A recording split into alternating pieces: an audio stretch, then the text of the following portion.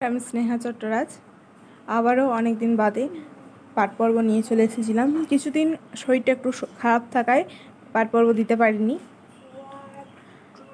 চলুন তাহলে পাঠ পর্ব শুরু করি। আমরা বলে কেউ কোনো জিনিস বলতে পারে না, তোমাদের বলতে হবে আমাদের জিনিস। এই 200 ঘর করে তোমরা একটা পাড়ায় আছো। এই 200 জন ব্যক্তি তোমরা চাষবাস করবে, প্রয়োজন বোধে যতটুকুনি নেওয়া প্রয়োজন ততটুকুনি নেবে, প্রয়োজনের বাইরে কেউ কিছু নিতে পারবে না, চাইবেও না। নিজ নিজ যে প্রাপ্য থেকে কেউ কি বঞ্চিত হতে পারে না? তো যার যা প্রাপ্য দরকার সে ততটুকুই পাবে। সঞ্চয় বুদ্ধি থাকবে না।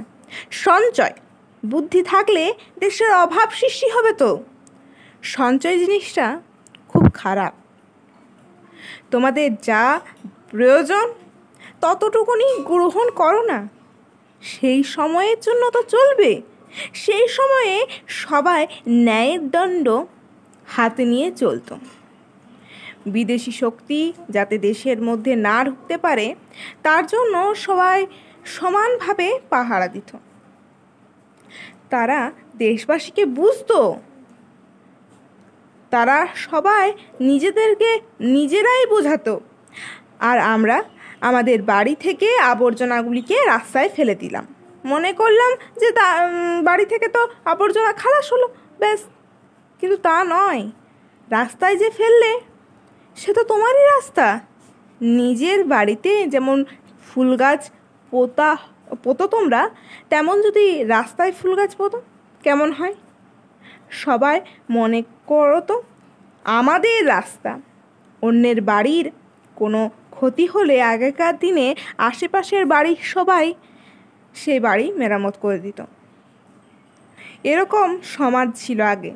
কিন্তু এক জায়গায় খাদ্য থাকতো আর সবাই যতটুকু দরকার ততটুকু সেই খাদ্য নিত। আর প্রয়োজনের বাইরে এক মুঠো তারা কোনো কিচ্ছু নিত না। এটাই ছিল কঠোর নিয়ম। এখানকার অবস্থায় আমি উল্টে গেছি যাকে বলে।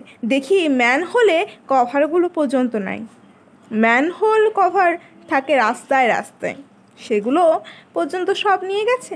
কি অবস্থা আমাদের দেশের! এই দেশকে আমরা চেয়েছিলাম মধুময় করতে।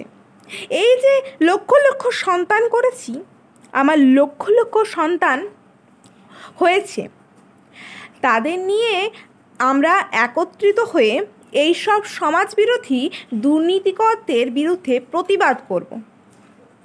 সমাজ যাতে মধুময় হয় তার চেষ্টা করব।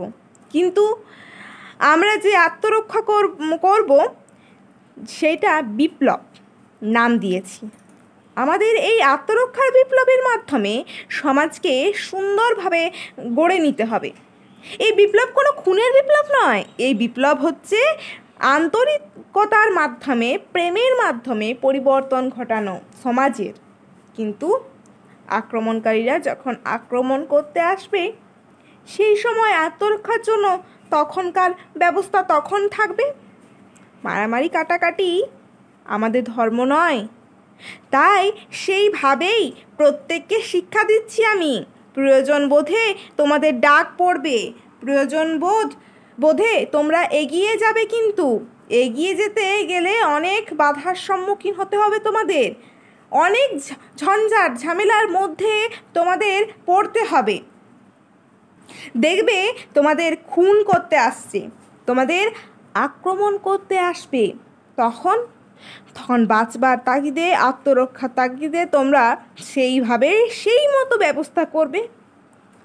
আজ আমরা কোথায় আছি? পাপ পুণ্য বলে যে একটা কথা আছে, বিবেকের বিচারের বিরুদ্ধে যে একটা কাজ করবে তা তো আর নেই।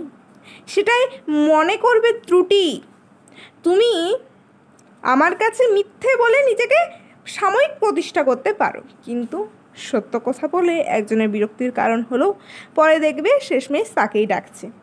সত্যের আদর যথেষ্ট। তোমরা সত্যে প্রতিষ্ঠিত থাকবে, কোনো রকম ফাঁকির মধ্যে নিজেকে রাখবে না, ফাঁকি দেবে না। যত যা কিছুই আসুক, ঝড়ের বিরুদ্ধে লড়াই করতেই হবে, ঝড়ের বিরুদ্ধে প্রতিবাদ করতেই হবে। এই দেহবিনা যন্ত্রকে বাজাবার জন্য তোমরা তোমরা নিজের নিজের নিজের ভিতর ঢুকে থাকবে, সুর সাধনা করবে, দেখবে তোমরা আপনি পরিস্ফুটিত হচ্ছ। আপনি সুন্দরভাবে উপলব্ধি করতে পারবে এই সুরকে। উত্তেজনায় বসে কোনো কাজ করবে না। প্রকৃতির মহাদান আমরা যতটুকু পেয়েছি তাতেই প্রকৃতি যেন আমাদের ভরপুর করে রেখেছে। আমাদের দর্শন ভালো লাগে, স্পর্শন ভালো লাগে, শ্রবণ ভালো লাগে, ঘ্রাণ ভালো লাগে। এই যে ভালো লাগা, এই ভালো লাগাটুকুকে পাবার জন্য আমরা কত না হইচই করছি, কত আপ্রাণ চেষ্টা করছি বলতো। আমাদের পঞ্চ ইন্দ্রিয়ের বৃত্তির নিবৃত্তিতে আমরা ব্যতিব্যস্ত হয়ে রয়েছি, কিন্তু এটা সাময়িক, মহাশূন্যের এটা নমুনা মাত্র। তাতেই আমরা কীরকম না আচরণ করছি। মহাশূন্যকে এমনি উপলব্ধি করা যায় না, এটা বোঝা যায় না, কিন্তু তার কার্যকলাপের গতিবিধিতে তিনি যে কত সূক্ষ্ম কারিগর তা আমাদের বুঝিয়ে দিচ্ছেন। আমাদের দেহের ভিতরে যে বিরাট কর্মকাণ্ড চলছে, এই যে যন্ত্রপাতিগুলিকে করলো, এত বুঝে বুঝে এত সুন্দর সেটিং কিভাবে হলো, কিভাবে সব তৈরি হলো। এই যে বুঝে বুঝে চলছে, এই যে বুঝিটাকে চলছে, এই বুঝটুকুনি কোথা থেকে আসছে? একটা বিরাট বুঝা না থাকলে, বিরাট চৈতন্য না থাকলে এটা সম্ভব হতো না। যার জ্ঞান চেতনায় এগুলি সম্ভব হয়েছে, তিনি যে অতি সূক্ষ্ম, অতি বিচক্ষণ, সে বিষয়ে কোনো সন্দেহ নাই। তাই ইঙ্গিতে এগুলি যে হচ্ছে এটাই বুঝিয়ে দিচ্ছে, বোঝা গেল। কিন্তু আমরা তাকে দেখি না, আমরা তাকে বুঝি না। তিনি খোঁজের মাঝে নিখোঁজ হয়েই রয়েছেন, কিন্তু তারে না বুঝলেও তিনি বুঝিয়ে দিচ্ছেন তোমার ভিতরে যন্ত্রপাতি দিয়ে। হ্যাঁ, অপরকে দেখে, নিজেকে দেখে তোমরা শিখে নাও যে এর পিছনে কি আছে, কে করছে এইসব, কিভাবে হচ্ছে।